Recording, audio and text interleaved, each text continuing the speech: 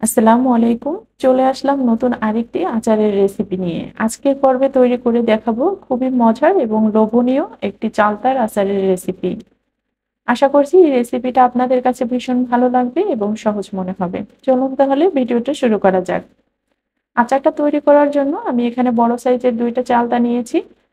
একটু পরিষ্কার করে ভালো করে ধুয়ে নিতে হবে। তারপর চালতাটাকে আমরা খুব সুন্দর করে একটু কেটে নেব। আমি একটু ছোট, ছোট সাইজ করেই চালতাটাকে কেটে নিয়েছি। এবার এই পানির মধ্যে চালতাটাকে ০.৫ ঘন্টার জন্য ভিজিয়ে রাখবো। আর ভিজিয়ে রাখলে চালতাটা থেকে বেশ যে একটা লোদি ভাব আছে সেটা কিন্তু কমে যাবে। তারপর এখানে দিয়ে দিলাম ১/২ চা চামচের মতো হলুদ গুঁড়া। দিয়ে এবার এটাকে ০.৫ ঘন্টার জন্য এভাবেই রেখে দেব। আর এতে করে কিন্তু চালতাটার মধ্যে যে কষটা থাকবে সেটাও কিন্তু চলে আসবে। এবার এটাকে রেখে দেবো ০.৫ ঘন্টার জন্য। আর ০.৫ ঘন্টা পর একটা ফ্রাই প্যানে এখানে পানি দিয়ে দিলাম পরিমাণ মতো আর সামান্য একটু লবণ। এবার এই চালতাটাকে দিয়ে দেব। দিয়ে খুব ভালো করে চালতাটাকে একটু নেড়েচেড়ে নেব। নেড়েচেড়ে এবার চালতাটাকে ঢেকে সিদ্ধ করে নেব প্রায় ৫ থেকে ৭ মিনিটের মতো। এতে কিন্তু চালতাটা খুব ভালো করে সিদ্ধ হয়ে যাবে আর লবণটাও কিন্তু বেশ খানিকটা এর গায়ে ঢুকে যাবে। তো দেখুন চালতাটা কিন্তু সিদ্ধ হয়ে গেছে আর এর কালারটাও কিন্তু চেঞ্জ হয়ে গেছে। এবারে চালতাটাকে উঠিয়ে নেওয়ার পালা। উঠিয়ে নেওয়ার আগে অবশ্যই একবার চেক করে নিবেন যেন চালতাটা যদি ভালো সিদ্ধ না হয় তাহলে আরো কিছুক্ষণ সিদ্ধ করে নিতে হবে। চালতাটা সিদ্ধ হয়ে গেছে। এবার এই চালতাটাকে আমি ছেঁকে উঠিয়ে নেব।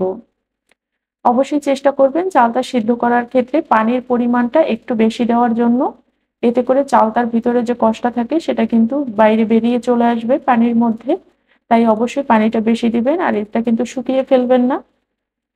এই যে দেখুন এই পানিটা এবার ফেলে দেব। আমি একটা ছড়ানো প্লেটে উঠিয়ে নিলাম চালতাটাকে। এবার এতটাই নরম হয়েছে চালতাটা, চাইলে কিন্তু এই চালতাটাকে হাত দিয়েও ম্যাশ করে নিতে পারেন। আবার চাইলে শিলপাটায় একটু থেতো করে নিতে পারেন। তো দেখুন চালতাটা কিন্তু খুব সহজেই একদম নরম হয়ে গেছে। যেহেতু গরম তাই হাত দেওয়া যাচ্ছে না। ঠান্ডা হলে কিন্তু চালতাটা হাত দিয়ে এটাকে এভাবে কষলে, কষলে নেওয়া যাবে। তো আমি এভাবে করেই চালতাটাকে একদম মিহি করে নেব হাত দিয়ে। তো দেখুন আমি সম্পূর্ণ চালতাটাকেই কিন্তু হাত দিয়ে ম্যাশ করে নিয়েছি। কতটা সহজেই কিন্তু করা গেল। অবশ্যই চালতাটাকে একটু বেশি পরিমাণে সিদ্ধ করবেন। এবার আচারটা তৈরি করার জন্য আমি চুলায় একটা হাঁড়ি বসিয়ে দিলাম আর এখানে দিয়ে দিলাম সামান্য একটু সরিষার তেল। চালতার আচারে অবশ্যই তেলের পরিমাণটা একটু কম দিবেন। সাথে দিয়ে দিলাম কয়েকটা শুকনো লঙ্কা আর একটা দারুচিনি। এটাকে খুব ভালো করে একটু ফোড়ন দিয়ে নেব। খুব ভালো একটা স্মেল যখন তেলের মধ্যে ছড়িয়ে পড়বে তখন এখানে আগে থেকে সিদ্ধ করে রাখা চালতাটা দিয়ে দেব।